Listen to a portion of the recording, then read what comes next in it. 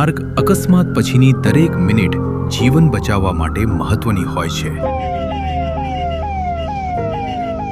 આવી જટિલ પરિસ્થિતિમાં ભારત સરકારની પીએમ રાહત યોજના હેઠળ ગુજરાતમાં માર્ગ અકસ્માત પીડિતોને સમયસર અને કેશલેસ સારવારની સુવિધા પૂરી પાડવામાં આવી રહી છે। ચાલો જાણીએ એક એવા અકસ્માત પીડિતનો અનુભવ જેમને પીએમ રાહત યોજનાનો લાભ મળ્યો।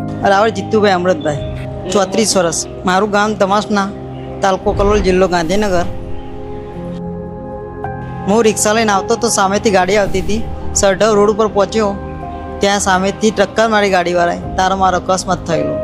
અમને સાથ સહકાર સારો મળીને તાત્કાલિક સારવાર મળી, હા આપવામાં આવી, જાણ કરવામાં આવી કઈ યોજના ચાલે છે, જાણકારી નથી પહેલાં।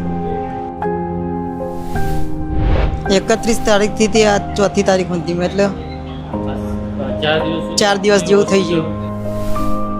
આથી હું તમામ લોકોને વિનંતી કરું છું, અપીલ કરવા માગું છું કે વિના મૂલ્યે 1.5 લાખની સહાય મળે છે। 7 દિવસની અંદર આ યોજનાનો લાભ જરૂરથી લેવો અને ટ્રાફિકના તમામ નિયમોનું પાલન કરવું જોઈએ। મારું નામ ડૉક્ટર જીલ પટેલ છે। હું અહીંયા ઓર્થોપેડિક રેસિડેન્ટ તરીકે ફરજ બજાવું છું।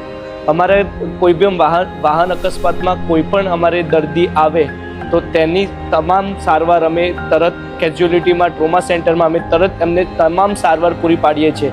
એમને અમે પીએમ રાહત કેર વિશે સમજાવીએ છીએ, જેમાં તેમને 1.5 લાખ સુધીની 7 દિવસ સુધી તમામ સારવાર તદ્દન ફ્રીમાં કરવામાં આવે છે, જેથી તમામ દર્દી વાહન અકસ્માતમાં જે ગંભીર રૂપે ઘાયલ થયા છે તેમને આર્થિક રૂપે મદદ થઈ રહે અને તેમની હોસ્પિટલમાં તમામ સંપૂર્ણ સારવાર થઈ શકે અને તેમનું સ્વાસ્થ્ય જળવાઈ રહે અને તંદુરસ્તી જળવાઈ રહે।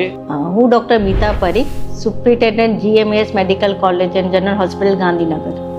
અમારે ત્યાં પીએમ રાહત યોજના યાની માર્ગ અકસ્માત સહાય યોજના જે ભારત સરકાર દ્વારા લાગુ કરવામાં આવી છે, ફેબ્રુઆરી 2026થી યોજના લાગુ કરવામાં આવી છે।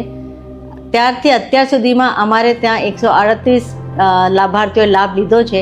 પીએમ રાહત યોજના અંતર્ગત માર્ગ અકસ્માત પીડિતોને પ્રથમ 7 દિવસ સુધી 1.5 લાખ રૂપિયા સુધીની કેશલેસ સારવાર ઉપલબ્ધ કરાવવામાં આવે છે, જેથી તાત્કાલિક સારવાર માટે નાણાકીય અવરોધ ઊભો ન થાય। સમયસર સારવાર, અસરકારક અમલીકરણ અને જીવન બચાવવાનો સંકલ્પ તરફનું એક મહત્વપૂર્ણ પગલું એટલે પીએમ રાહત યોજના।